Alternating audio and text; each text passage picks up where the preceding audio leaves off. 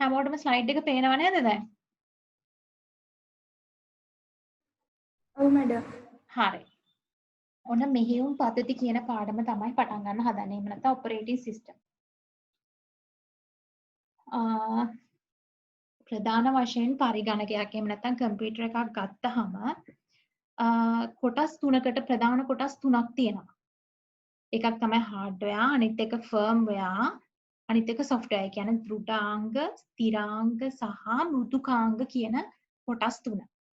හරිද? දෘඩාංග, ස්ථිරාංග සහ මෘදුකාංග කියන කොටස් තුන. හાર્ඩ්වෙයා, ෆර්ම්වෙයා, සොෆ්ට්වෙයා. පැහැදිලිද?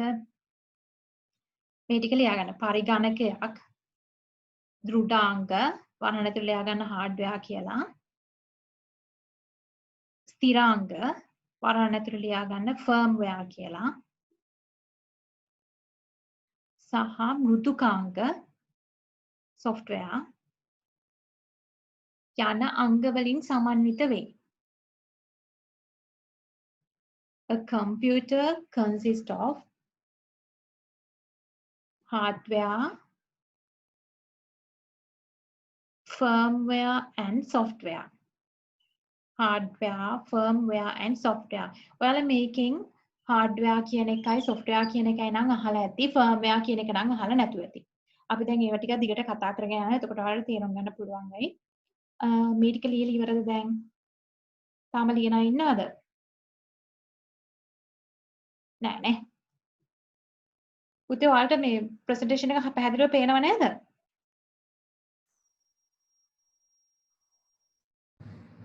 ඔව් මැඩම්. හරි හරි.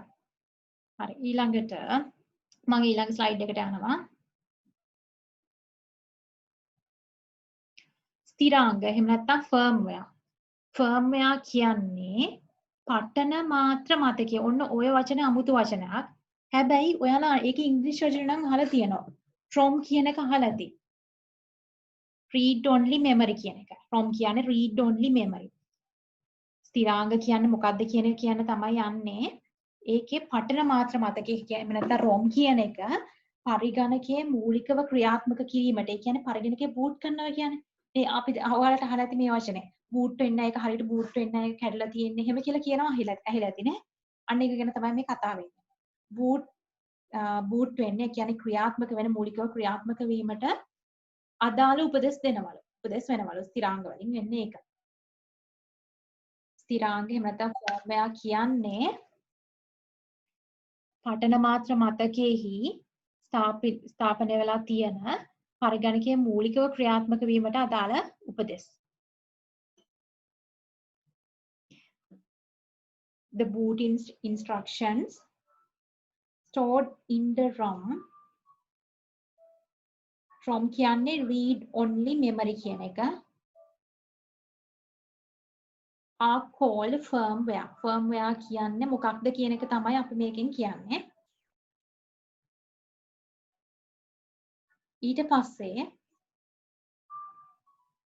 බලමු මොකද කියලා තියෙන්නේ කියලා. පරිශීලකයා තිරය මත දකින ප්‍රථම චිත්‍රක වදන් ප්‍රදානය කරනු ලබන්නේ ස්ථිරාංගය විසින්ලු. ඒ කියන්නේ මේ ෆර්ම්වෙයා එකෙන් කරන්නේ මොකද්ද කියන එක තමයි කියන්නේ. අපි ෆර්ම්වෙයා එක කියන්නේ මොකද්ද කියන එක මුලින් කිව්වා. ෆර්ම්වෙයා එකෙන් කරන්නේ මොකද්ද කියන එක ඊළඟට කියනවා. ඒ කියන්නේ ෆර්ම්වෙයා එකෙන් කරන්නේ ස්ථිරාංගයෙන් කරන්නේ පරිශීලකයා තිරය මත දකින ප්‍රථම චිත්‍රක වදන් චිත්‍රක කියන්නේ පින්තූර ප්‍රථම මුලින්ම දකින පින්තූර එහෙම නැත්නම් වදන් කියන්නේ words නේ. words ප්‍රතිදානය කරනවා කියන්නේ output කරනවා. එළියට දෙනවා. එළියට දෙන්නේ මෙන්න මේ firmware කියන එකේ මගින්ලු. The initial text information displayed on the screen are displayed by firmware.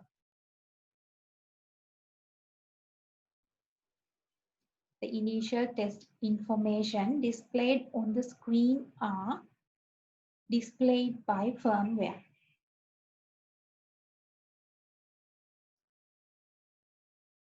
මේක හරි නේද? ලියන කට්ටිය කවුරුත් නැහැ නේද? නෑ නේ. ඊළඟ ස්ලයිඩ් එකට මම යනවා. ඉන්නවද? ඔව් මිස්. හරි. ඔයා ඉවරුනහම කියන්න.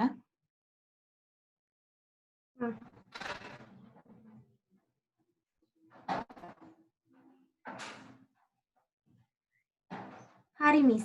හරි. හරිනේ තව කට්ටිය නෑනේ නේ? නෑ. ඊළඟ ස්ලයිඩ් එකට යනවා. ඔන්න දැන් අපි කතා කරන්න හදන්නේ කම්පියුටර් එකක් ස්ටාර්ට් කරද්දි ඔන් වෙද්දි මොකක්ද වෙන්නේ කියන එක.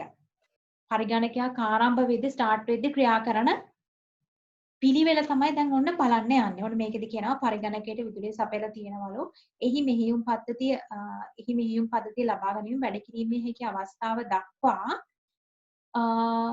වන ක්‍රියාවලිය සිදුවන ආකාරය පහත දැක්වෙනවා. ඒවා දැක්වෙන්නේ අනුපිළිවෙලට නෙවෙයි කියලා කියනවා. නිවැරදි පිළිවෙල දැක්වෙනසේ ලියන්න කියලා. ඔන්න මෙතන ප්‍රශ්නයක් දාලා තියෙනවා. අපි බලමු ප්‍රශ්නේ මොකක්ද කියලා. මම ඊතර ප්‍රශ්නේ දාලා නැහැ. එහා පැත්තේ එකෙන් ඔයාලට තේරුම් ගන්න පුළුවන් කොහොමද එන්නේ කියලා. ඉංග්‍රීසි මීඩියම් කට්ටිය මෙතන ප්‍රශ්න ලියන්න ඕනේ නැහැ. how to computer මෙතන සිංහල කට්ටිය ලියා ගන්න පරිගණක ආරම්භක ක්‍රියාකාරීත්වය සිදුවන අයුරු කියලා ලියා ගන්න. මේකේ ප්‍රශ්න ලියන්න ඕන වෙන්නේ නැහැ. පරිගණකයක ආරම්භක ක්‍රියාකාරීත්වය සිදුවන අයුරු. How to start the computer program. computer කියලා දාන්නකො. ඒ කියන්නේ දැන් අපි බටන් එක on කියන බටන් එක ඔබලා ඉවුවට පස්සේ වෙන්නේ මොකක්ද කියන එක තමයි මේකෙන් මොන ක්‍රියාවලියක්ද ඒක ඇතුලේ සිද්ධ වෙන්නේ කියන එක තමයි දැන් ඔන්න බලන්න යන්නේ. ඒක හරි නේද? ඊළඟ එකට යනවා.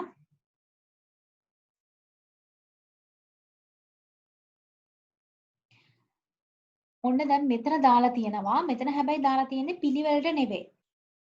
හරිද? ඔයාලා මේක මේ විදිහටම ලියා ගන්න. හරිද?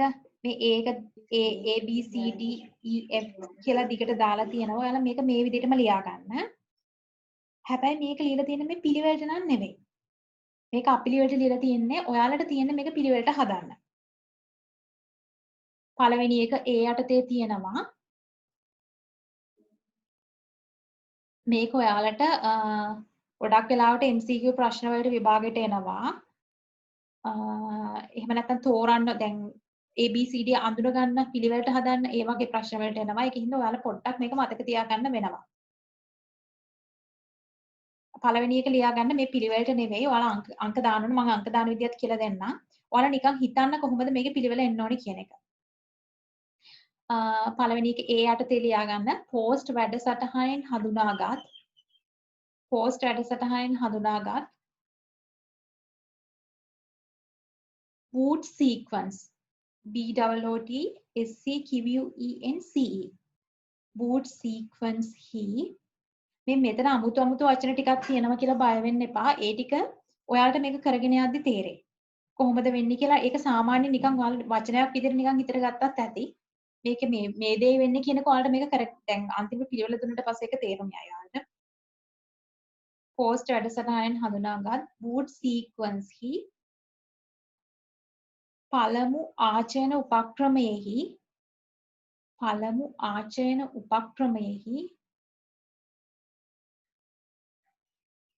වරහන් ඇතුළේ දාගන්න boot drive and master boot record ඉරක් ගහලා MBR වරහන් වහලා කියවීම.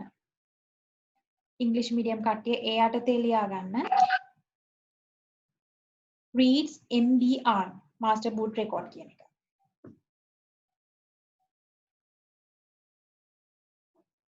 ඊට පස්සේ B කියන එක යටතේ boot drive හි ඇතුළත්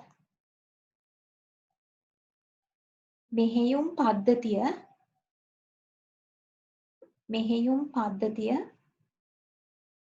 සසම්භාවී ප්‍රවේශ මතකයට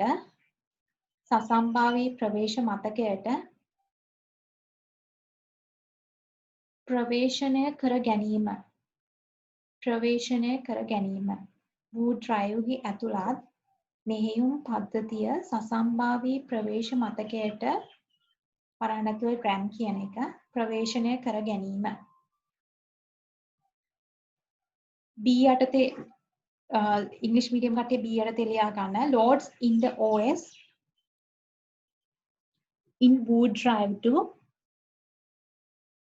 the RAM කියන්නේ random access memory කියන එක. random access memory. C යටතේ තියෙනවා පරිගණකයේ පාලන සිංහල මීඩියම් කට්ටිය පරිගණකයේ පාලනය සම්පූර්ණයෙන්ම මෙහෙයුම් පද්ධතිය මගින් ලබාගෙන පරිශීලකයාට අතුරු මුහුණතක් user interface ඒ වචන නම් අහලා ඇති ඔයාලා user interface ලබා දීම පරිගණකයේ පාලනය සම්පූර්ණයෙන් මෙහෙයුම් පද්ධතිය මගින් ලබාගෙන පරිශීලකයාට අතුරු මුහුණතක් වරහන තුළ user interface ලබා දීම සිංහල ඉංග්‍රීසි මීඩියම් කට්ටිය operating system මේක හැදන් මේ පාඩම් පුරාවටම ඔයාලට operating system කියන වචන කියවෙනවා ඒකින්ද මේක ඔයාලට හැමතිස්සෙම පාවිච්චි වෙන නිසා OS කියන වචනේ පාවිච්චි කරාම හරියි operating system කියන එකට OS takes over the control of the computer and displays a user interface to the user.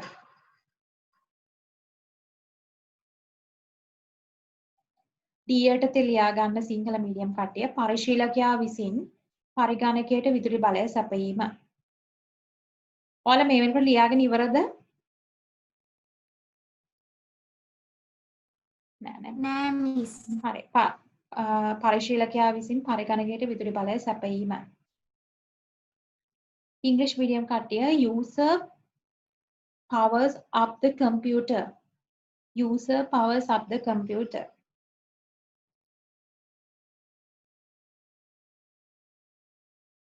ඊට පස්සේ සිංහල medium කට්ටිය E යටතේ ලියා ගන්න power on self test. Power POWER චූටි කැලක් on self SELF චූටි කැලක් test TEST වරහන් ඇතුලේ POST වරහන් වහලා වැඩසටහන ධාවනය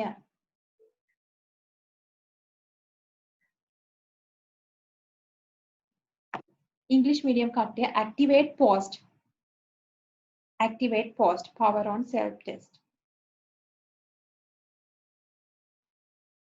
F එක සිංහල medium කට්ටිය සියලුම දෘඩාංග පරීක්ෂා කර බලා ඒවා નિયમિત පරිදි ක්‍රියාත්මක වන බවට තහවුරු කර ගැනීම සියලුම දෘඩාංග පරීක්ෂා කර බලා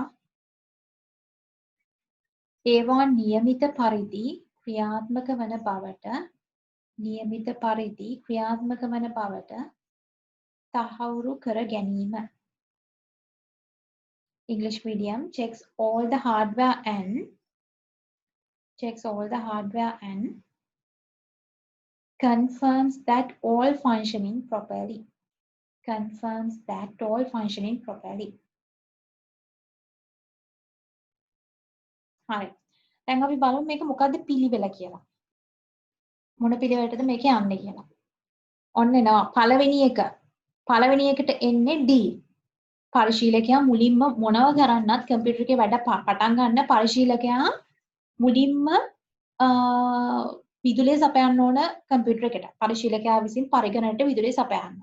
user power of the computer කියන එක. අන්න ඒක තමයි එක වෙන්නේ. හරි. දැන් අපි බලමු දෙවෙනි එක මොකද්ද වෙන්නේ කියලා. දෙවෙනි එක වෙන්නේ power on self test. මුලින්ම කරන්නේ user විදුලිය සපයන පරිගණකයට. දෙවෙනි එක වෙන්නේ post. power on self test. වැඩසටහන ධාවනය කරනවා. power on self test වැඩසටහන ධාවනය කිරීම. activate post කියන එක. power on self test කියන වැඩසටහන ධාවනය කිරීම. ඊට පස්සේ බලමු මොකක්ද ඊළඟට එන්නේ කියලා. ඊළඟට එන්නේ සියලුම දෘඩාංග පරීක්ෂා කර බලා ඒවා નિયમિત පරිදි ක්‍රියාත්මක වන බවට තහවුරු කර ගන්නවා. මුලින්ම විදුලිය සපයනවා. ඔන්න කම්පියුටර් එක on වෙද්දී මුලින්ම පරිශීලකයා අපි ගිහිල්ලා විදුලිය සපයනවා. ඊට පස්සේ ඔන්න විදුලිය සපයපු ගමන් power on self post කියන වැඩසටහන ක්‍රියාත්මක වෙනවා ඇක්ටිවේට් වෙනවා පෝස්ට් කියන එක. ඊට පස්සේ මොකද කරන්නේ? සියලුම දෘඩාංග කියන්නේ මොනවද? හાર્ඩ්වෙයාර් කියලා කියන්නේ. printers කියනවා නම් printers, keyboard තියෙනවා නම් ඒව ඔක්කොම හරියට වැඩ කරනවද කියලා තහවුරු කරනවා. check all hardware and confirms that all functioning properly. හරියට ඒව ටික වැඩ කරනවද කියලා. අදිසිය හර keyboard එකක අවුලක් නම් ඔය ස්කෑනර් එක ප්‍රශ්නයක් නම් ඒ වගේ එහෙම මොන හරි ප්‍රශ්නයක් තියෙනවා නම් එතකොට අපිට පෙන්නනවා ඒක error එකක් විදියට. ආපහු කියනවා නම් මුලින්ම පරිශීලකයා මේ විදුලිය දෙන්න ඕන. මේක දැම්ම පුළුවන් නම් මතක තියාගන්න මේ නිතරම එන ප්‍රශ්නයක් මේක. පළවෙනි එක පරිශීලකයා විසින් පරිගණකයට විදුලිය දෙන්න ඕන. ඊට පස්සේ ඔයාලා මේ විදිහට මතක තියාගන්න post activate කරනවා post. විදුලිය දුන්නාට පස්සේ activate කරනවා post. post කියන්නේ power on self test කියන එක. power on self වැඩසටහන ක්‍රියාත්මක වෙනවා. ධාවනය වෙනවා. ඊට පස්සේ සියලුම දෘඩාංග පරීක්ෂා කරලා බලලා නියමිත පරිදි ක්‍රියාත්මක වෙනවද කියලා බලනවා. බලමු ඊළඟට එන්න මොකක්ද කියලා. ඊට පස්සේ එන්නේ post වැඩසටහනෙන් හඳුනාගත් සීක්වන්සි පළමු ආචයන උපක්‍රමයේහි boot drive and master boot record කියවන එක. ඒ කියන්නේ MBR එක කියවන එක. post වැඩසටහනෙන් හඳුනාගත්ත දැන් අපි කලින් කියවනේ post වැඩසටහනේ ධාවනය වෙනවා කියලා. ධාවනය වෙනකොට මුලින්ම කරන්නේ දෘඩාංග ටික හරියට වැඩ කරනවද කියලා බලනවා. hardware ටික function වෙනවද කියලා බලනවා. ඊට පස්සේ කරන්නේ MBR කියවීම. ඒ කියන්නේ post වැඩසටහන හඳුනාගත්ත boot sequence ආචන උපක්‍රමයේහි boot drive and master boot record MBR කියවන එක. මේක ඔයාලට නිකන් MBR කියවීම කියන එක විදිහට මතක තියාගත්තත් ඉතින් මෙච්චර විස්තරයක් ඕනේ නැහැ. හැබැයි MBR කියන්නේ මොකක්ද කියන එක මතක තියාගන්න ඕන. MBR කියන්නේ master boot record කියන්නේ. ඊළඟ එක බලමු මොකද්ද ඊළඟට තියෙන්නේ කියලා. boot drive ඇතුළත් මෙහියුම් පද්ධතිය සසම්භාවී ප්‍රවේශ මතකයට ප්‍රවේශනය කර ගැනීම. boot drive ඇතුළත් වෙලා තියෙන මෙහියුම් පද්ධතිය සසම්භාවී ප්‍රවේශ මතකය. මොකක්ද සසම්භාවී ප්‍රවේශ මතකය කියන්නේ random access memory. random access memory එකට ප්‍රවේශනය කර ගැනීම තමයි ඊළඟට වෙන්නේ. loads in the operating system in boot drive to RAM. ඒක තමයි ඊළඟට වෙන්නේ. අන්තිම එක විදියට තියෙන්නේ පරිගණකයේ පාලනය සම්පූර්ණයෙන්ම මෙහෙයුම් පද්ධතිය මගින් ලබාගෙන දැන් ඔක්කොම වැඩ ටික කරලා ඉවරයි. ඊට පස්සේ මෙහෙයුම් පද්ධතිය මගින් සම්පූර්ණ පාලනය ලබා ගන්නවා. මෙහෙයුම් පද්ධතිය මගින් සම්පූර්ණ පාලනය මෙහෙයුම් පද්ධතිය මගින් ලබාගෙන පරිශීලකයාට අතුරුමුණත පෙන්නනවා. අන්තිමට වෙන වැඩේ තමයි අපිට ඉන්ටර්ෆේස් එක පෙන්නන එක. Operating system take over the control of the computer and displays the user interface to the user. අපිට ඉන්ටර්ෆේස් එක පෙන්නනවා. ඒ කියන්නේ අපිට ඕන ඉන්ටර්ෆේස් එක බලා ගන්න වැඩේ ඒකනේ අන්තිමටම වෙන්න ඕන. අපිට පෙන්නන්නනේ ඕන මොනිටර් එකේ. ඒ වැඩේ ඔන්න අන්තිමටම කරලා ඉවරයි. මුලින් ආපහු මම මතක් කරගෙන යනවා මුලින්ම කරන්න මොකද්ද?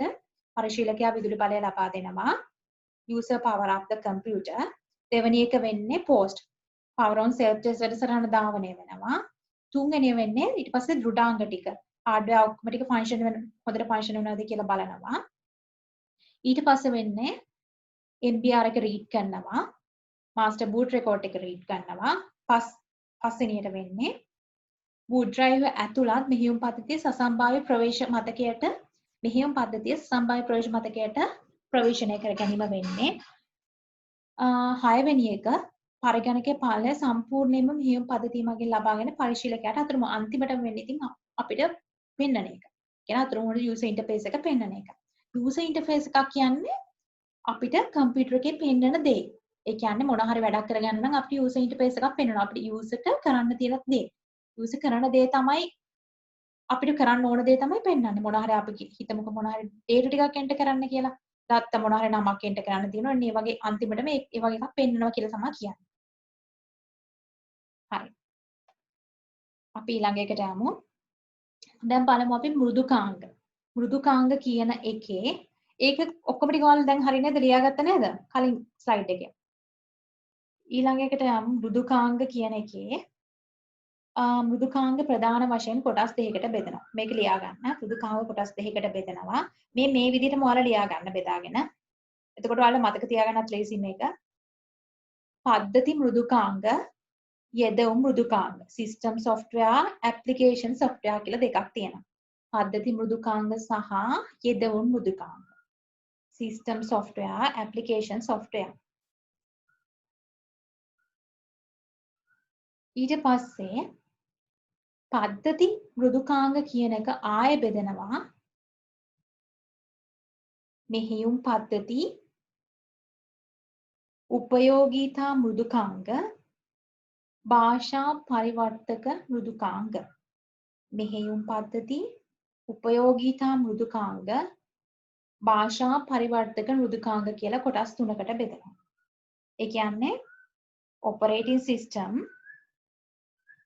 utility softwares, language translators.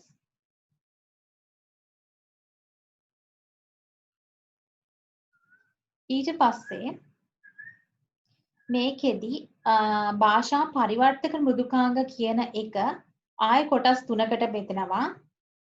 ඒකත් සිංහල මීඩියම් කට්ටියත් මේ ඉංග්‍රීසි වචන ටිකම තමයි ලියා ගන්න ඕනේ. මේ විදිහටම තමයි. ඒකට සිංහල වචන නැහැ. assembler, compiler, interpreter. assembler, compiler, interpreter. language translator කියන කොටස් තුනකට බෙදෙනවා. assembler, compiler, interpreter.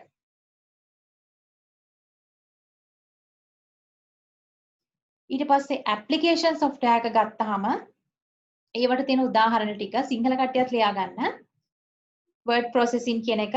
ඒ කියන්නේ word සාමාන්‍ය word Microsoft Word වගේ ඒවා.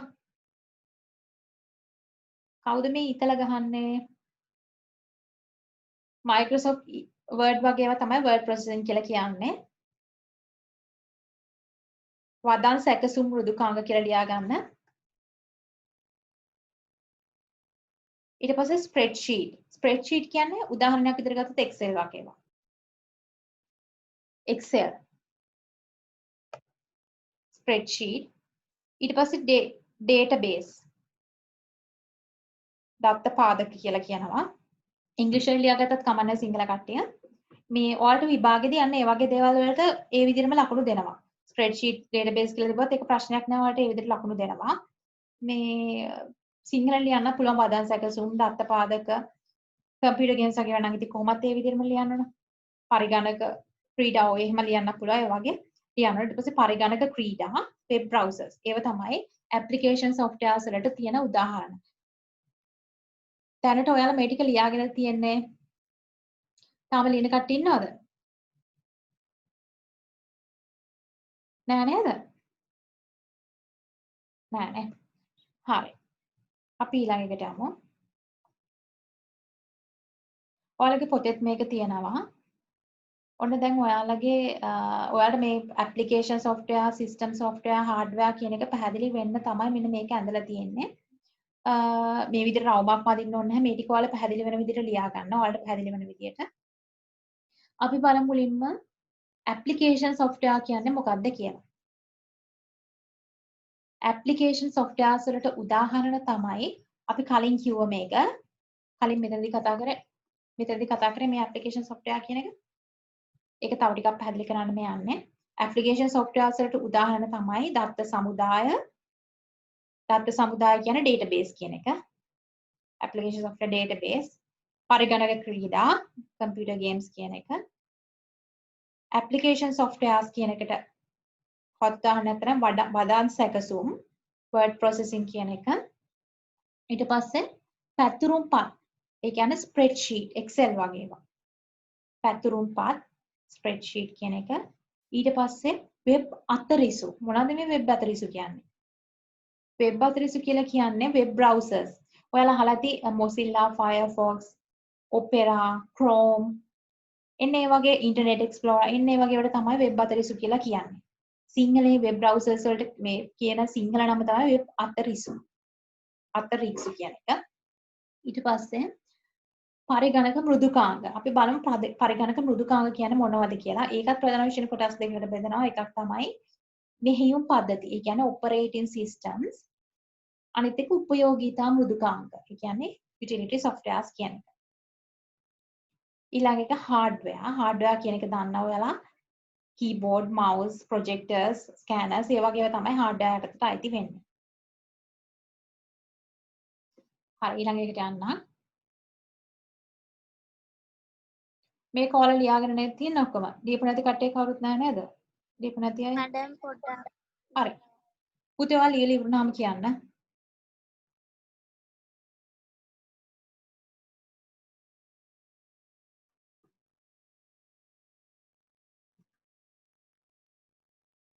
හරිද ඒක? හරිද?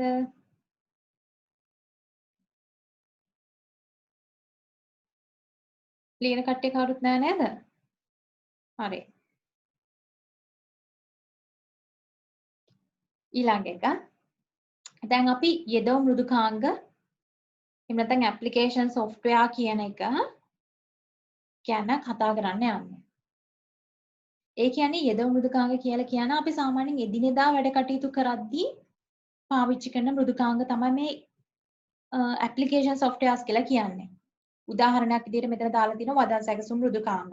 අපි දැන් ලියුමක් ගන්න ඕන නම් මොකක් හරි දෙයක් අපිට ටයිප් කරගන්න ඕන නම් අනිවාර්යයෙන්ම අපි Microsoft Word එක ඒ වගේ එකක් අරගෙන වදන් සැකසුම් මෘදුකාංගයක් පාවිච්චි කරලා තමයි අපි මේ දේ කරන්නේ. ඊළඟ එක පැතුරුම්පත් මෘදුකාංග කියන්නේ spreadsheet. දැන් අපිට අර ගොඩාක් data සෑහෙන දැන් මොකක් හරි ඉස්කෝලේ ළමයින්ගේ data ගොඩාක් දැන් ඔයාලා දැකලා ඇති. ඔයාලගේ මේ mark sheets වගේ හදනකොට පාවිච්චි කරන්නේ Excel කියන එක. අන්න ඒවට තමයි spreadsheet කියලා කියන්නේ. පැතුරුම්පත් මෘදුකාංග. ඊට පස්සේ ඊළඟ එක චිත්‍රක මෘදුකාංග. චිත්‍රක මෘදුකාංග කියලා කියන්නේ කොහොමද ඒක කියන්නේ? චිත්‍රක මෘදුකාංග කියලා කියන්නේ දැන් ඩිජිටල් ගොඩක් ඩිජිටල් පැත්තටනේ මයික්‍රෝමීඩියා වගේ. මයික්‍රෝමීඩියා ඔයාලා අහලා ඇති මයික්‍රෝමීඩියා කියන එක. ඩිජිටල් ඉමේජස් තියෙන ෆොටෝෂොප් වගේ ඒවා තියෙන්නේ. ෆොටෝෂොප් තියෙනවා, GIMP තියෙනවා, Corel Draw තියෙනවා. අන්න ඒ වගේ ඒවා ගත්තාම මේ ගණයට අයිති වෙනවා. ඉමේජස් වගේව ලස්සනට හදන්න පාවිච්චි කරන ඒවා. ඊට පස්සේ කම්පියුටර් ගේම්ස් කියන දන්නවනේ කොහොමද කොහොමද ඒක පාවිච්චි කරන එදිනෙදා පාවිච්චි කරන ඊට පස්සේ වෙබ් බ්‍රවුසර්ස් කියන එක මම ඉස්සෙල්ලා කිව්වා අතනදී මේකේ ඔයාලා ලියා ගන්න කට්ටිය ඉන්නවද කවුරු හරි තව ඉවරයි නේද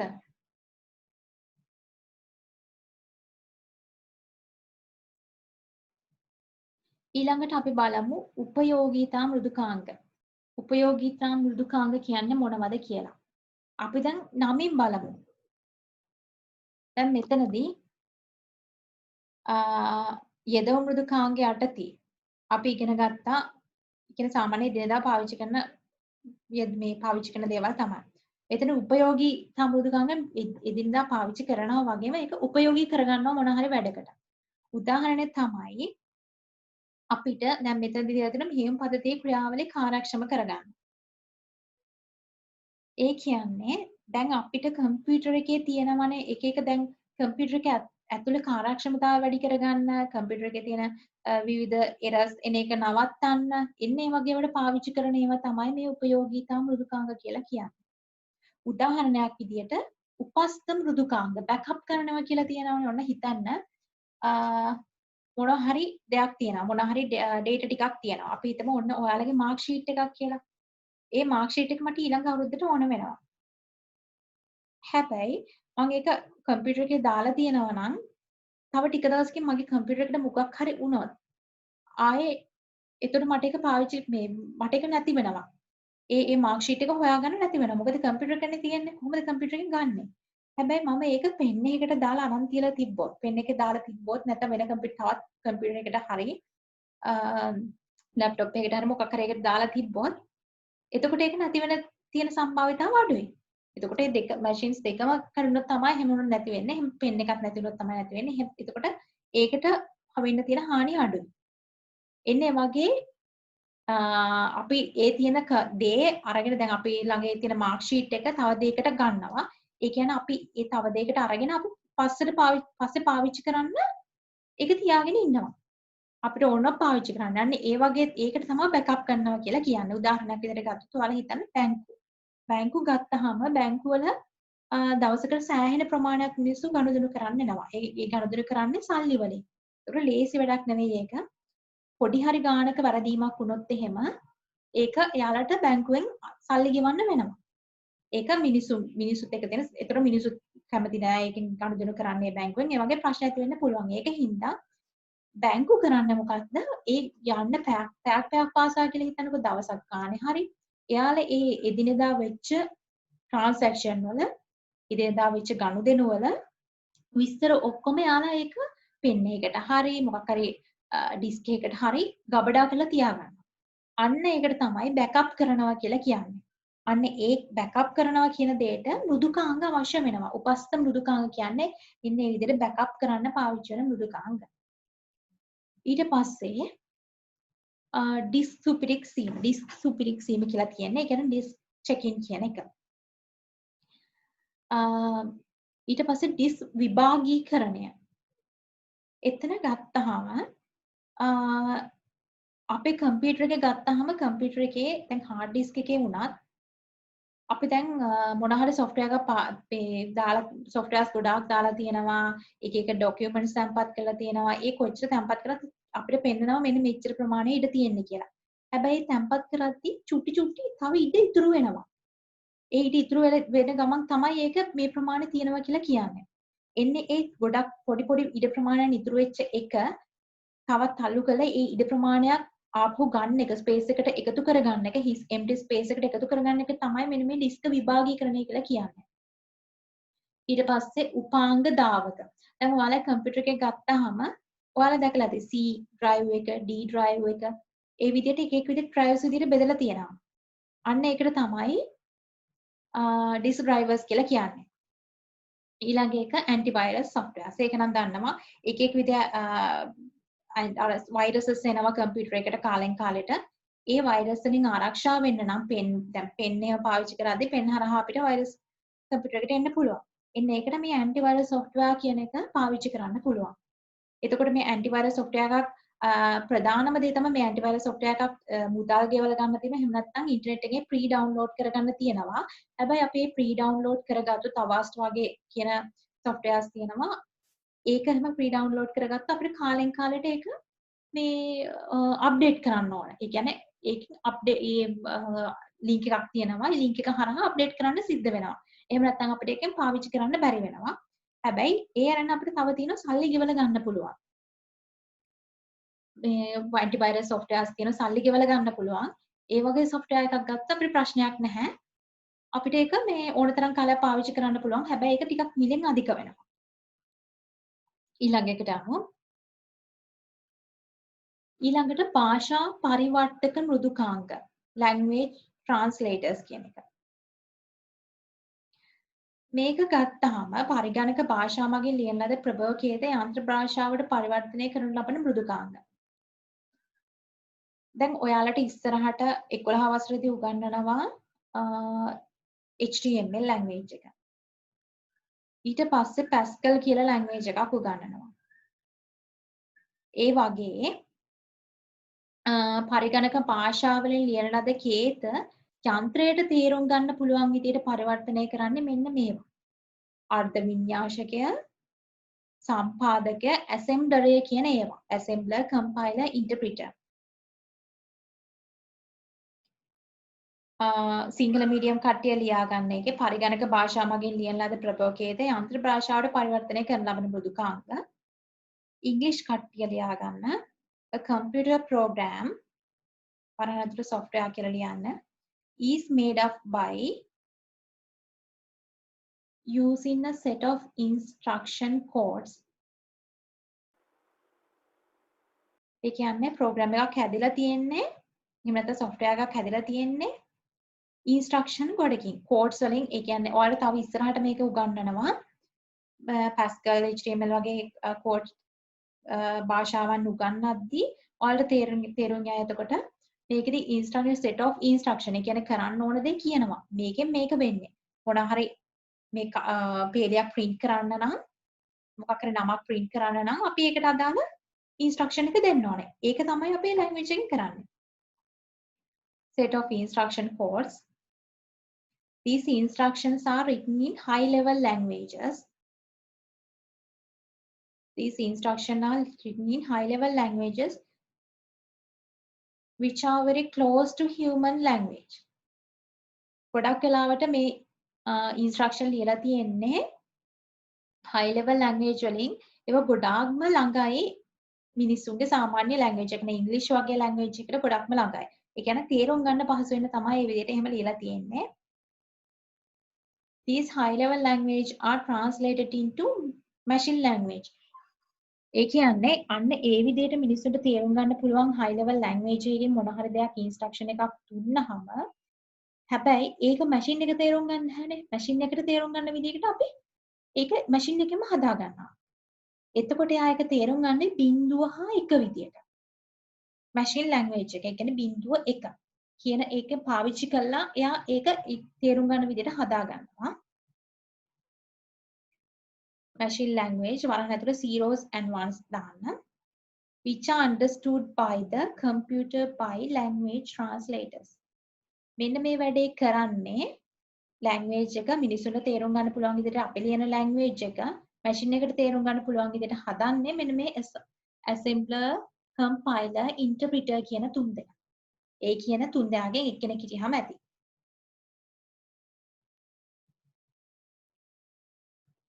මේ ටික ලියලා ඉවරයි නේද දැන්?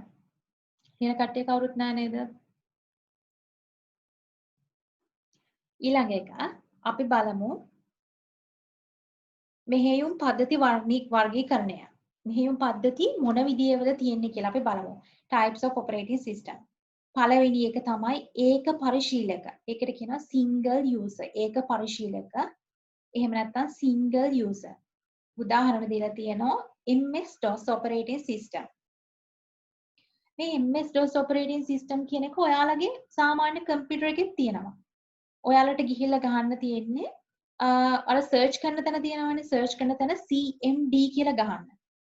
එතකොට කෙලින්ම මේක එනවා. CMD කියලා ගැහුවාම කෙලින්ම ඔය MS-DOS කියන operating system එක එනවා. ඒකට දැන් විශේෂත්වය තියෙන්නේ මේකේ අපි සාමාන්‍ය විදිය නෙවෙයි අපිට මොන හරි command එකක් දෙන්න ඕන නම් ඒකට අදාළ commands ටිකක් තියෙනවා.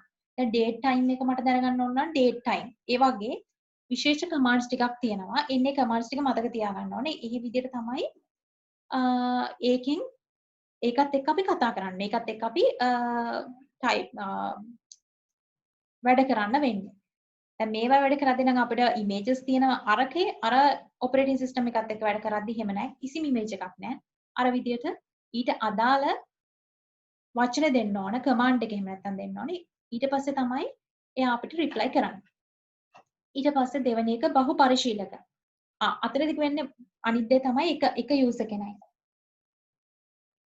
එක user කෙනයි එක වෙලාවට පාවිච්චි කරන්න පුළුවන් ඒක පරිශීලක කියන එකේ දෙවෙනි එක බහු පරිශීලක multi user.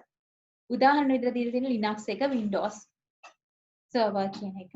ඒකේ ඕනතරම් users ලට පාවිච්චි කරන්න පුළුවන්. තුන්වෙනි එක බහුකාර්ය multitasking.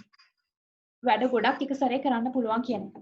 උදාහරණ Windows 7, Windows 8, Ubuntu Mac කියන ඒවා මතක තියාගන්න මේ ටික ගොඩක් වැදගත්. මේ ටිකත් MCQ වලට structured වලට exam එකට එන ප්‍රශ්න ටික. ප්‍රශ්න එනවා ගොඩක් වෙලාවට මේකෙන්. ඊළඟ එකට 4 තත්කාලය. එහෙම නැත්නම් real time කියන එක. real time එක යටතේ තියෙන්නේ ATM machine. මේක නම් ඔයාලා දන්නවා. ATM machine, calculators. ඔයාලා දැනගෙන හිටියද මෙච්චර කාලේ operating system මේ වලට අදාළ වෙනවා කියන මේ ATM calculators? නෑ නේද? ඒ වුණාට අදාළ වෙනවා. තත්කාලය යටතට යන්නේ මෙන්න මේ ATM machines, calculators කියන ඒවා. මේක ලියන කට්ටිය ඉන්නවද? නෑ. හරි. මෙතන තියෙනවා මේක ලියා ගන්න අවශ්‍ය නැහැ. නිකන් ඔයාලගේ දැනුමට ඕනනම් නිකන් නම් ටික විතරක් ඕනනම් ලියා ගන්න. ජංගම උපන් සඳහා භාවිතා වන මෙහෙයුම් පද්ධති උදාහරණ දීලා තියෙනවා. කප් කේක් කියලා තියෙන ගොඩාක් ඒවා තියෙන කෑමවල නම්. ඩෝනට් ඉක්ලයා, ජින්ජර් බ්‍රෙඩ් ඒ වගේ කේක් ඒවා කිට් කැට් ඒ වගේ කේක් ඒවා තියෙනවා. මේවා ප්‍රධානව පාවිච්චි වෙන්නේ ජංගම දුරකථන වල. ඊට පස්සේ තව දාලා තියෙනවා Android operating system එකේ පාවිච්චි වෙන මේ ෆෝන් එක HTC කියන ෆෝන් එක Apple operating system එක තමයි Apple ෆෝන් වල පාවිච්චි වෙන්නේ. මොකද මේ ගොඩක් වෙලාවට මේ එක එක ෆෝන්ස් එක එක ගණන් වෙන්නේ මෙන්න මේ operating system එකේ අතර තියෙන වෙනස. හරිද? මොකද Android ෆෝන් එක Apple ෆෝන් එක අතර ලොකු වෙනසක් තියෙනවා. මොකද Apple ෆෝන් එකේ operating system එකේ ගාණ හොඳටම වැඩි Android ෆෝන් එකට වඩා. එතකොට Apple ෆෝන් එකේ operating system එකේ හින්දා තමයි ප්‍රධානම මේකේ මේ මිල තීරණය වෙලා තියෙන්නේ. Windows එක ගත්තත් එහෙම Windows mobiles වල ගත්තාම මේ විදිහට පෙන්වුම් කරනවා.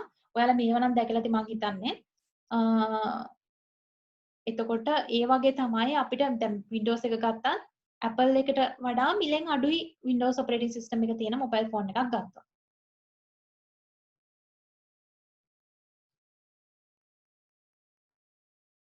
ඊට පස්සේ පරිගණක මෙහෙයුම් පද්ධති යටතේ අපිට ප්‍රධාන වශයෙන්ම මෙහෙයුම් පද්ධති වර්ග තියෙනවා. සමහර ඒවා අපි සල්ලි ගෙවලා ගන්නවා.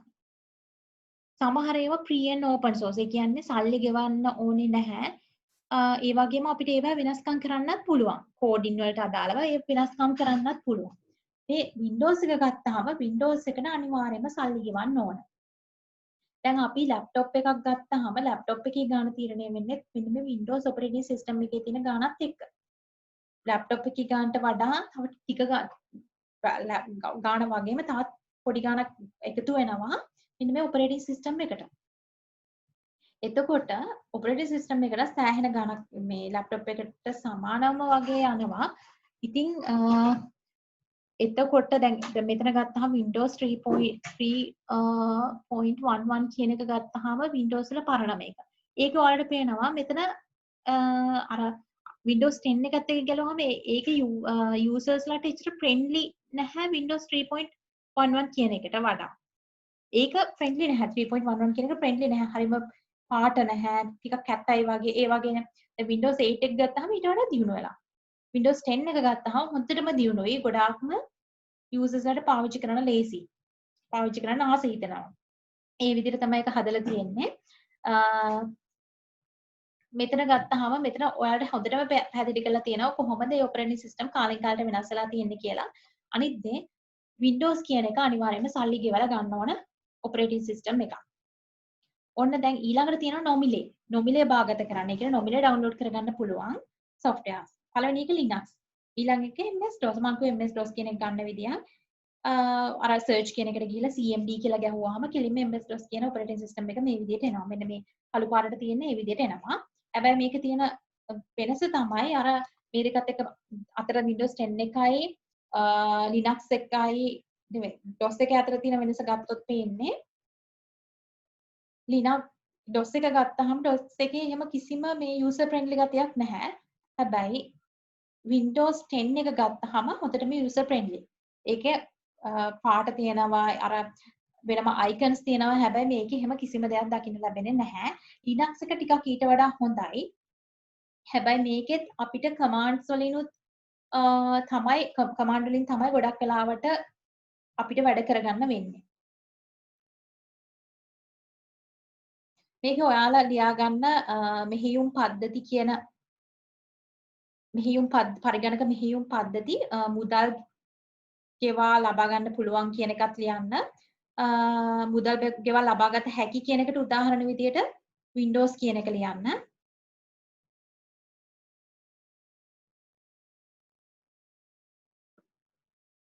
Have to pay for software license කියලා examples කියලා ලියන්න Windows 10 කියන එක Windows 10 Windows කියන එක. ඊට පස්සේ free and open source කියන එක can download free of charge කියන එක ලියලා ලියන්න. නොමිලේ භාගත කරගත හැකි කියන එක ලියලා උදාහරණ විදිහට ලියන්න Linux DOS කියලා. Linux DOS.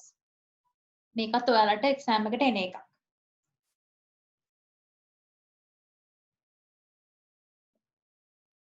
ඒක ලියාගන්න බැරි වෙච්ච කවුරු හරි ඉන්නවද? හරි. ඊළඟට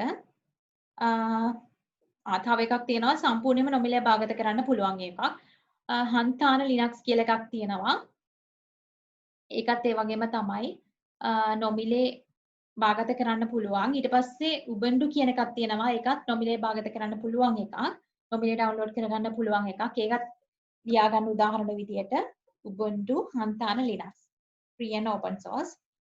මේ දෙකේ තියෙන විශේෂත්වය කමාන්ඩ්ස් වලින් තමයි වැඩ කරන්න ඕන. මේ විදිහට ලස්සනට ඉන්ටර්ෆේස් එකක් ලස්සනට තිබුණාට මෙන්න මේ කළු පාට ඉන්ටර්ෆේස් එකේ තමයි අපිට කරන්න ඕන වැඩ ටික කරගන්න තියෙන්නේ. කමාන්ඩ් එක දෙන්න ඕන.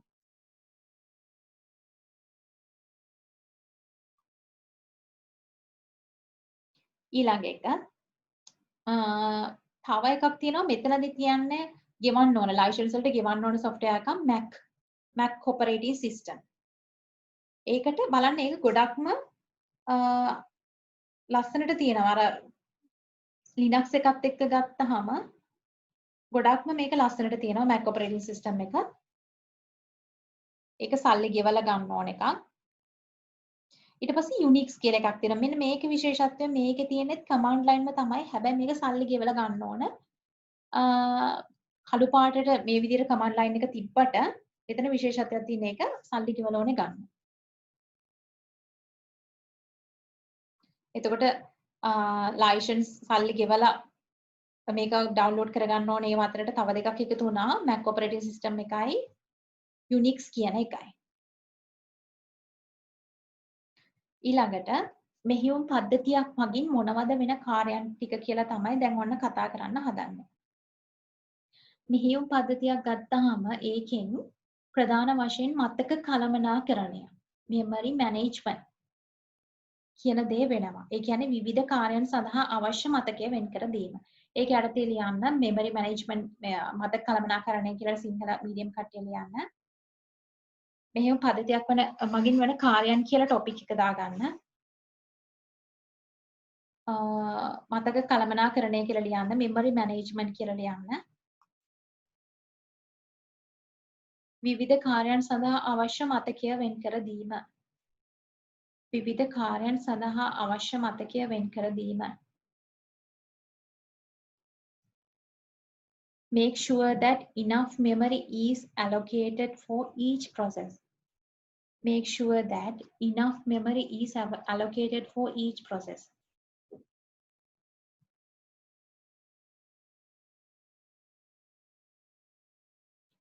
ඊළඟට ක්‍රියාවලි කළමනාකරණය.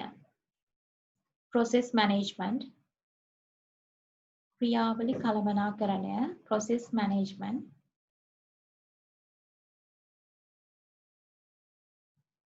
පරිගණකය තුල ක්‍රියාත්මක වන ක්‍රියාවන් අනුපිළිවෙල අනුව ක්‍රියාත්මක කිරීම. පරිගණකය තුල ක්‍රියාත්මක වන ක්‍රියාවන් අනුපිළිවෙල අනුව ක්‍රියාත්මක කිරීම. Proves that the processes within the computer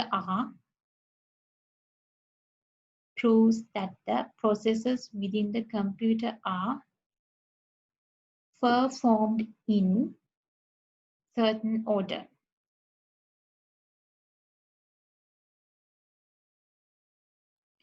ඊළඟ එක උපාංග කළමනාකරණය.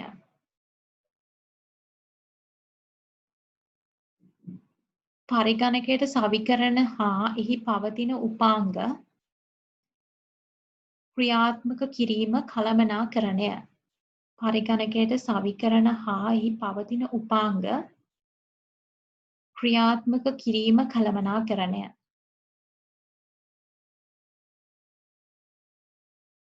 Device management. Manage peripheral devices. Manage peripheral devices connected to a computer system. Connected to a computer system.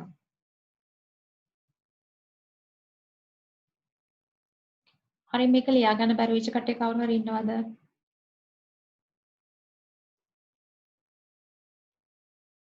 හරි. ඊළඟ එකට යමු. ඊට පස්සේ තියෙන්නේ ගොනු කළමනාකරණය. ගොනු කළමනාකරණය යටතේ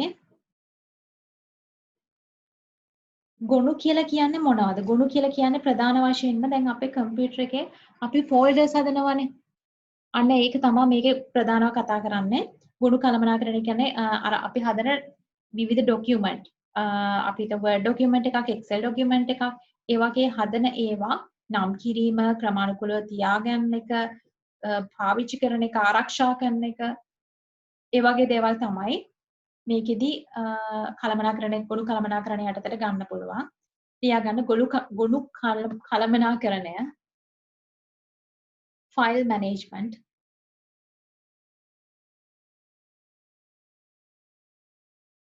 ලිපිගොනු සැකසීම, ලිපිගොනු සැකසීම, නම් කිරීම,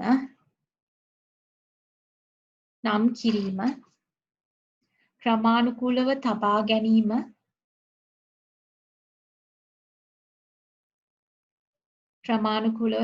ගැනීම, ප්‍රවේශ වීම,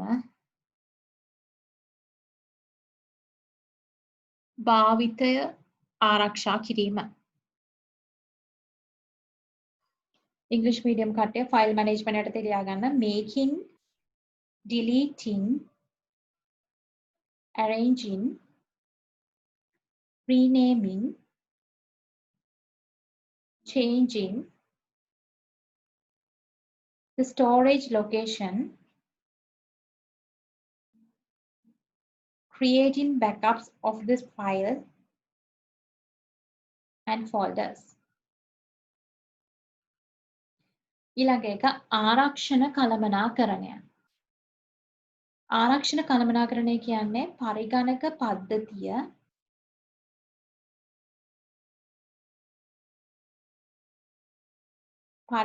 පද්ධතිය අභ්‍යන්තර සහ බාහිර උපද්‍රව වලින් ආරක්ෂා කිරීම. පරිගණක පද්ධතිය අභ්‍යන්තර සහ බාහිර උපද්‍රව වලින් ආරක්ෂා කිරීම. ඉංග්‍රීසි මීඩියම් කට්ටිය security management, protect computer system from internal and external defects. Protect computer system from internal and external defects.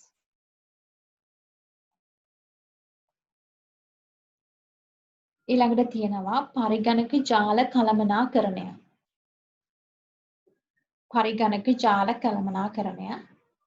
network management. ඔන්න ඔය කියන දේවල් ටික තමයි මෙහෙයුම් පද්ධතියක් මගින් කරන දේවල් වෙන්නේ.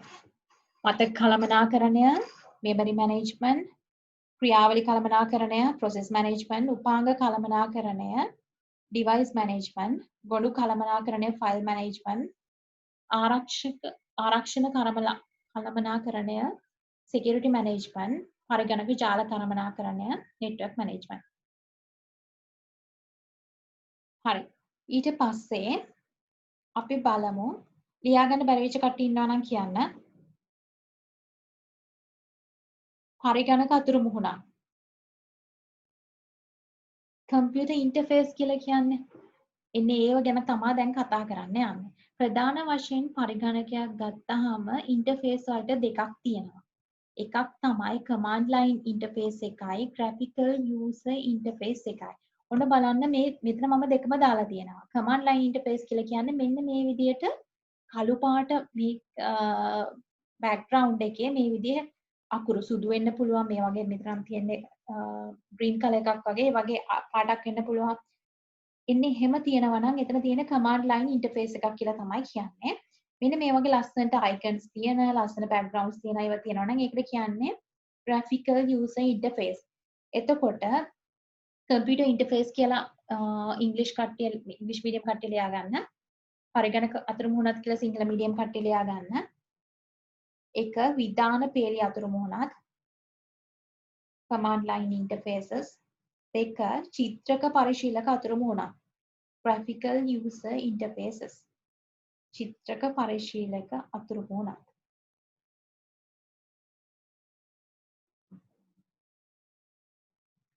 ඊළඟ එක විධාන පෙළේ අතුරු මුහුණත කියන්නේ මොකක්ද කියන එක බලමු. විධාන පෙළේ අතුරු මුහුණතක් කියලා කියන්නේ මම ඉස්සෙල්ලත් ඔයාලට මේක කිව්වා. මෙතන ගත්තාම මෙන්න මේ විදිහේ කළු බෑග්ග්‍රවුන්ඩ් එකේ තියෙන අතුරු මුහුණතක්. එතනදී අපි කමාන්ඩ් එක කෙලින්ම මෙතනින් ටයිප් කරන්න ඕන. ටයිප් කරාට පස්සේ තමයි එයාලා අපිට ඕන දේ කරන්නේ. අපි හරියට කමාන්ඩ් එක දුන්න නම් ඒ ඕන දේ කරනවා. ඒ කියන්නේ ඔන්න මෙතන පැහැදිලි කරලා තියෙනවා. මේක ලියා ගන්න විධාන පෙළේ අතුරු මුහුණත් command line interfaces කියලා ඉංග්‍රීසි මීඩියම් කට්ටිය ලියා ගන්න විධාන මත පදනම් වේ. මම කිව්වා දැන් date time කියලා දුන්නොත් date time එක පෙන්නනවා. ඒ වගේ තමයි. විධාන මත පදනම් වේ based on commands. based on commands. ඉගෙන ගැනීම තරමක් අපහසුයි. මොකද මේක ඉගෙන ගැනීම තරමක් අපහසුයි කියලා කියන්නේ අපි මේ commands ටික මතක තියාගන්න ඕන. commands ගොඩක් කරන්න ඕන හැම වෙලේටම තියෙන commands තුනක් මතක තියාගන්නවා කියන්නේ ඇත්තටම ලේසි වැඩක් නෙවෙයි. ඒක නිසා ඉගෙන ගැනීම අපහසුයි. difficult to study. හැබැයි මේක තියෙන්නේ මොකද? තියෙන විශේෂත්වය තමයි මේක ගොඩක් වේගවත් fast. ඒක අපි command එක දුන්න ගමන්ම මෙයාලා කරන්නේ මොකද්ද? ඒ කියන වැඩේ කරනවා. මේ අනිත් ඉන්ටර්ෆේස් එකට වඩා මෙතන graphical user interface එකට වඩා වේගවත් මෙයාලා ඒ command එකට අදාළ වැඩේ කරනවා fast. ඊළඟ එක මෙහෙයුම් පද්ධතියේ ප්‍රමාණය කුඩාය. OS size small කියන එක. උදාහරණ දීලා තියෙනවා ms.unix linux.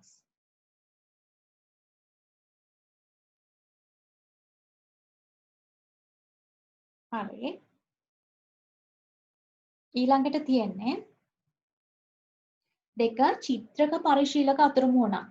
චිත්‍රක පරිශීලක අතුරු මුහුණක් ගත්තාම චිත්‍රක පරිශීලක අතුරු මුහුණතේ ඒකේ විශේෂත්වය තියෙන්නේ ඒක පාවිච්චි කරන්න හරිම පහසුයි. easy to use. චිත්‍රක පරිශීලක අතුරු මුහුණත් graphical user interface කියලා ලියා ගන්න. භාවිතය පහසුයි. හරිම ලේසි. බලන්නකෝ දැන් මෙතන මේ වගේ එකක් ගත්තාම අපිට මෙන්න මේකෙන් මොන හරි ඕපන් කරනවා නම් එතන ගිහලා ක්ලික් කරන්න විතරයි තියෙන්නේ. එතකොට ඕපන් වෙනවා. එතකොට හරිම ලේසි. භාවිතය පහසුයි. user friendly. easy to use. වරණ නැතුව දාන්න user friendly කියලා. විධාන මතක තබා ගැනීමට අවශ්‍ය වෙන්නේ නැහැ. දැන් අරකේ command එක අපි මතක තියාගන්න ඕන. මේකේම අවශ්‍යතාවයක් වෙන්නේ නැහැ command එක මතක තියාගන්න. No need to memorize commands. No need to memorize commands.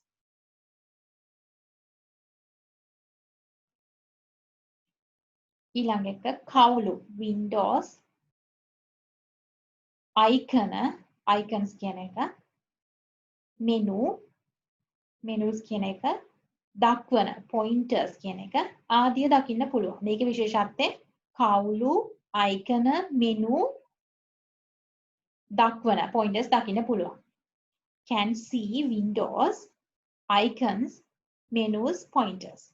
Can see windows icons menus pointers. බලන්න මෙතන මේ තියෙන්නේ icons menus දැන් මෙතන start menu එක pointer කියන්නේ මේ දැන් cursor එක තියෙන්නේ ඒක. ඒ වගේ අපිට දකින්න පුළුවන් මේක තමයි මේක කියන්නේ. කවුළු windows icons menu දක්වන pointers ආදී දැකිය හැකියි. Can see windows icons menus pointers. ඊළඟට ඉගෙන ගැනීම පහසුය. ඉගෙන ගන්න ලේසි. මතක තියාගන්න ඕනේ නැහැ. ඊළඟට easy to learn. මෙහෙයුම් පද්ධතිය බරින් වැඩි. අතන ගත්තාම command line interface එකේ මෙහෙයුම් පද්ධතිය බරෙන් අඩුයි. මේක එක අනිත් පැත්ත. මෙහෙයුම් පද්ධතිය බරෙන් වැඩි. OS big in size. උදාහරණයක් විදිහට මෙතන දීලා තියෙනවා Windows 7 එකේ මෙහෙයුම් පද්ධතිය 2.5 GB ප්‍රමාණයක් වෙන. ඒ කියන්නේ සාමාන්‍ය පෙන් එකක තියෙන ධාරිතාවක් වගේ එකක්. 2 GB වගේ පෙන් තියෙනවානේ. ඒ වගේ ධාරිතාවක් තියෙනවා. ඊපස්සේ ක්‍රියාත්මක කිරීමට command line interface ට වඩා වැඩි මතක ධාරිතාවක් අවශ්‍ය වෙනවා. ඒ කියන්නේ දැන් අනිවාර්යයෙන්ම මෙහෙයුම් පද්ධතිය බරින් වැඩි කියන්නේ මෙතන ක්‍රියාත්මක කරන්න වැඩි මතක ධාරිතාවක් අවශ්‍ය වෙනවා. Need more memory to operate than command line interface. CLI කියලා තියෙන command line interface. Need more memory to operate than CLI. command line interface. command line interface එකට වඩා වැඩි ධාරිතාවක් අපිට අවශ්‍ය වෙනවා කියලා කියන්නේ පාවිච්චි කරන්න. මේ ටික හරි නේද දැන්? ලියාගත්තේ නැති කාට හරි ඉන්නවද? හරි.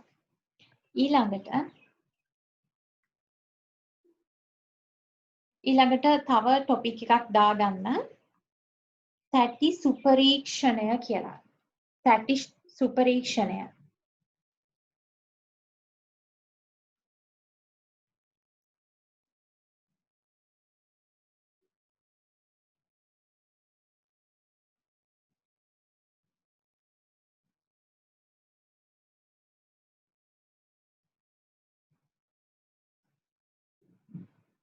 ඒකෙදි තැටිවල දෝෂ සහිත ප්‍රදේශ පරීක්ෂා කිරීමේ මෘදුකාංග.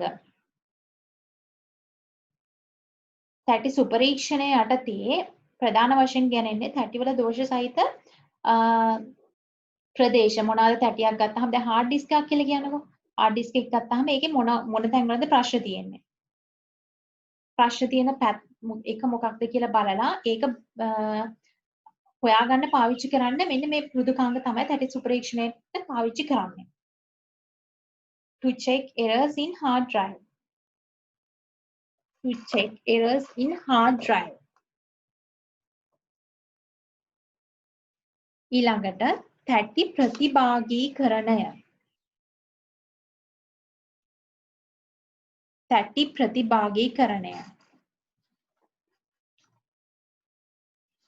තැටි ප්‍රතිභාගීකරණය. ඒකට කියනවා fragmentation. disfragmentation කියලා කියනවා. අතන scanning කියන එක තමයි කියන්නේ තැටි සුපරීක්ෂණය කියන්නේ scanning කියන එක.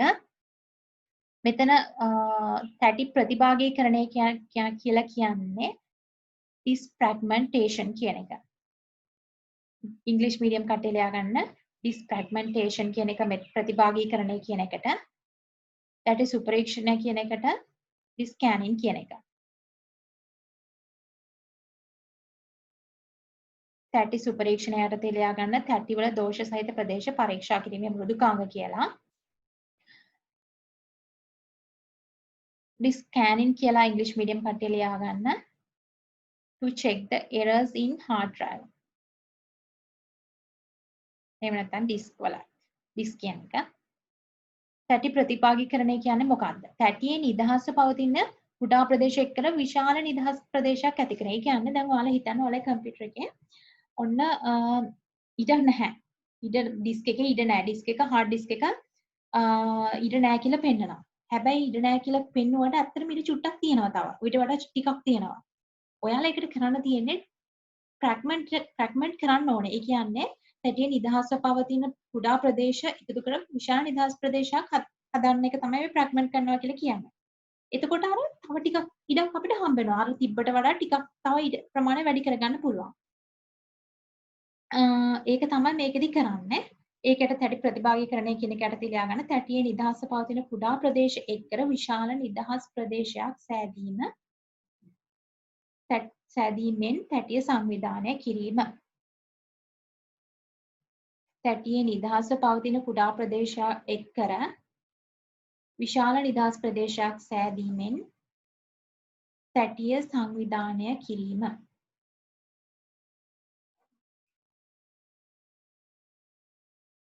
ඊට පස්සේ disk fragmentation කියන එක ඉංග්‍රීසි මීඩියම් කට්ටිය ටොපික් එක දාලා ලියා ගන්න. organizing the hard disk. Organizing the hard disk.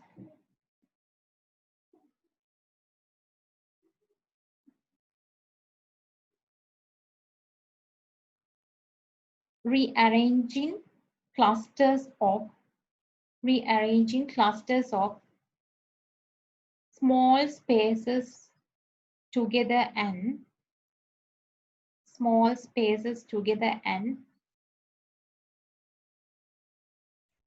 creating larger free space.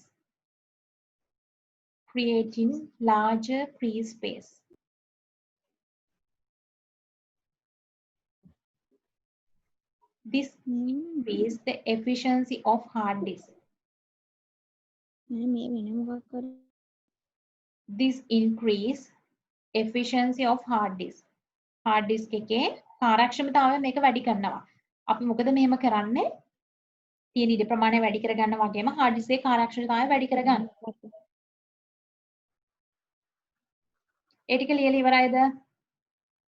Oh, you're right. හරි. තව කට්ටියක් ඉවර නැති කට්ටිය ඉන්නවා නම් කියන්න.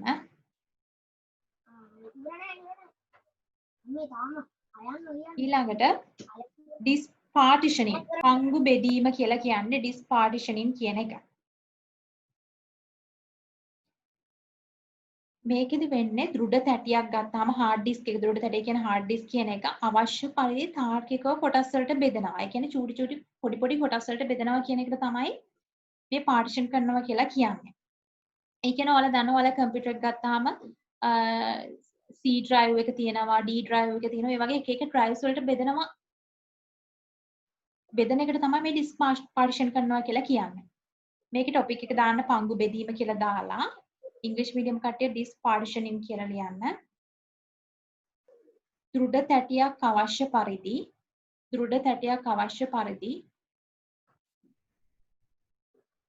තාර්කිකව කොටස් වලට බෙදා වෙන් කිරීම.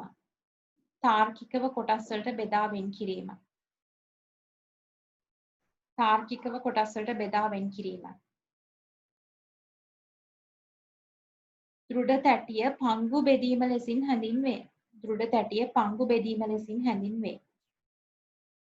English medium කට්ටිය can divide an individual drive into multiple logical drives.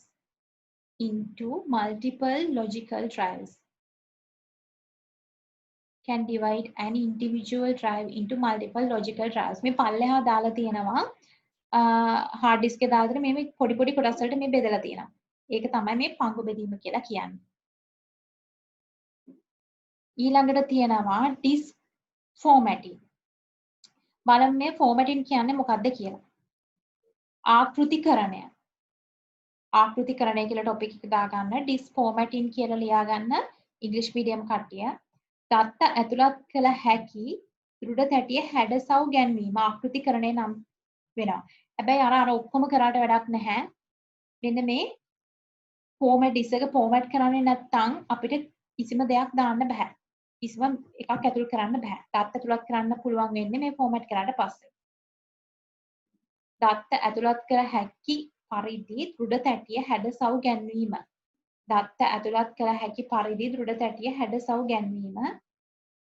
ආකෘතිකරණය නම්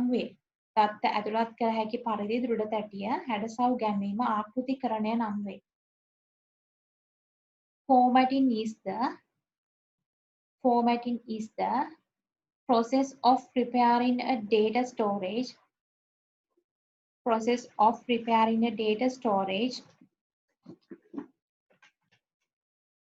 device such as hard disk drive, solid state drive, floppy disk or USB flash drive for storing data.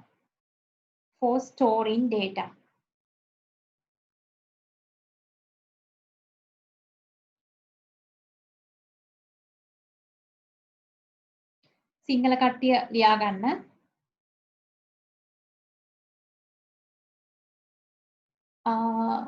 මෙහිදී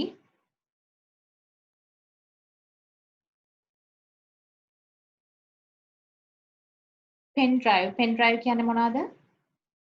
pen drive කියලා ලියා ගන්නකො. USB flash drive කියන්නේ pen drive කියන්නේ දෙකයි. floppy disk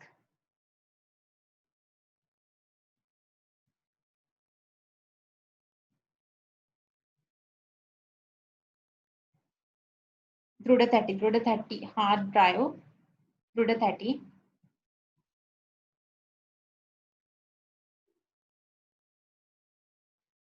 ආදී දත්ත තැන්පත් කිරීමේදී දත්ත ගබඩා කරන උපාංග භාවිත කරයි.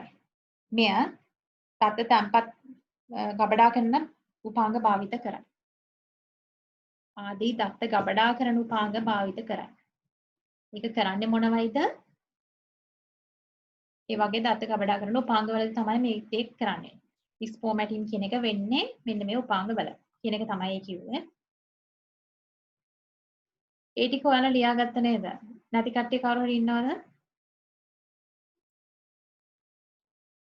හරි. ওই ටික තමයි ඔයාලට කරන්න තියෙන්නේ ඔපරේටින් සිස්ටම් කියන පාඩම යටතේ.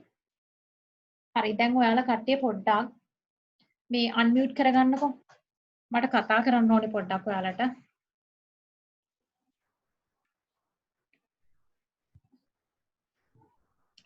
ඇහෙනවද? ඇහෙනව නේද? ඔව් මැඩම්. හරි. ඔක්කොම කට්ටිය අන්මියුට් කරගන්න බලන්න පුතේ. හරි. ඔක්කොම කට්ටියට ඇහෙනවනේ? දැන් ඔයාලට ඔපරේටින් සිස්ටම් කියන පාඩම ওই ටික තමයි තියෙන්නේ.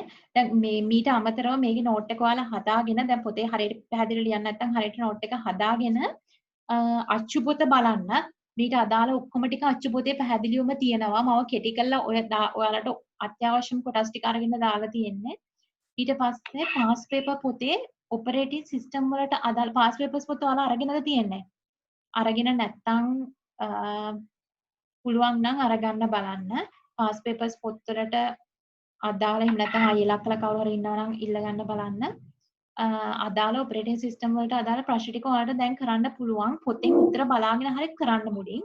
පස්සේ ඔයාලට පුළුවන් වෙයි නිකම්ම මේ නෝට් එක හදාගන්න මේකෙන්. ඊට පස්සේ ඊළඟ දවසේ අර මම කිව්වේ ඒ කියපු කට්ටිය අනිත් කට්ටිය ඔක්කොම පුළුවන් තරම් අර දන්න කට්ටියව මේකට ගෲප් එකට ඇඩ් කරන්න අර ICT 10 වසර ගෲප් එක. මොකද මේ දැනට මේකේ ටික දෙනා ඉන්නේ ගෲප් එකේ. මං හිතන්නේ මේකේ ඉන්න කට්ටිය ටික දෙනෙක් ඇඩ් වෙලා තිබුණෙත් නැහැ. ඒ කට්ටිය අදම ඇඩ් වෙන්න. මොකද මම දාන මැසේජස් ඔක්කොම දාන්නේ ගෲප් එකට. ඒකෙන් හින්දා මේ අර ක්ලාසස් වයිස් දානට වඩා 100 එක නම් මට කන්ටැක්ට් කරගන්නම බැරි වුණා 100 එකේ. 100 එකේ ළමයින්ට කියන්න මේ එක ළමෙක් හරි කියලා එයාලටත් කියන්න අනිත් කට්ටියට කියන්න කියලා. ඒ විදිහට ඔක්කොම කට්ටිය පුළුවන් තරම් මේකට ඇඩ් කරගන්න ඔයාලම යාළුවෝ කට්ටියම ඇඩ් කරන්න try කරන්න. ඔය ටික තමයි කියන්න තියෙන්නේ. ඔයාලට එතකොට ඉස්කෝලේදී උගන්වපු පාඩම පළවෙනි පාඩමයි දෙවෙනි පාඩමයි විතරයි නේ? උගන්වලා තියෙන ඊට වෙනස් කට්ටිය ඉන්නවා නම් උත්තර දෙන්න. පළවෙනි පාඩමයි දෙවෙනි පාඩමයි විතරයිද? එහෙමද? 1යි 2යි විතරයි නේද? තුනු ගන්නපු අර මේ දත්ත පරිගණක දත්ත නිරූපණය data ඒක උගන්වලම නැද්ද කාටවත්? data representing methods කියන එක දත්ත නිරූපණය භාවිතා වන ක්‍රම නෑ මැඩම්. ඒක ඒතකොට කාටවත්ම කළා නැහැ. එතකොට ඒකක් තියෙනවා මෙහියුම් පද්ධති කියන එක මම ඉවර කරා. මේ වර්ඩ් එක කළාද තියෙන්නේ? වර්ඩ් කළෙත් නෑ මැඩම්. වර්ඩ් කළාත් නැහැ.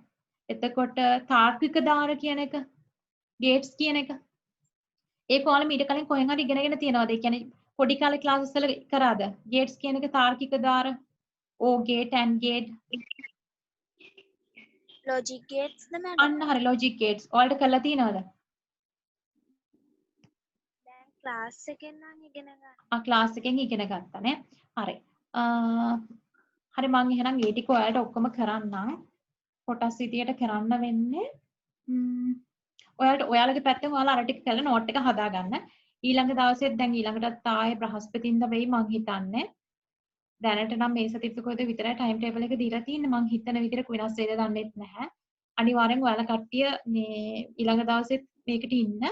ඊළඟට අර කට්ටිය අනිවාර්යෙන් මම කිව්ව කට්ටිය වගේම මේ දන්න කට්ටිය ඉන්නවා නම් කොහොම හරි ඒ කට්ටියව ඇඩ් කරන්න. මොකද මේ නැත්තම් පව් එයාලට කෙරෙන්නෙම නෑ මොනවක්වත්. දැන් ඔය මේ ඔයාලට කෙරිලම නෑනේ ගොඩක් දුරට. ඒකෙන් හින්දා එයාලව ඇඩ් කරන්න මේ ඒ ටික තමයි පුතේ මට කියන්න තියෙන්නේ. මේ ඔයාලා මීට කලින් මේ Zoom lesson එකක් කළාම නැද්ද? IT වලට?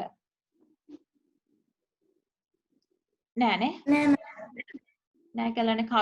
කවීෂ චමෝදි විතරමයි කතා කරන්නේ. අනිත් කවුරුත් කතා කරන්නේ නෑ. හරි. හරි එහෙනම් දැන් මේක ඉවර කරන්න පුතේ. හරි. Thank you, madam. හරි පුතේ හරි දැන් යන්න පුළුවන් Thank ඔයාලට. you, madam. Thank you, madam. හරි. Thank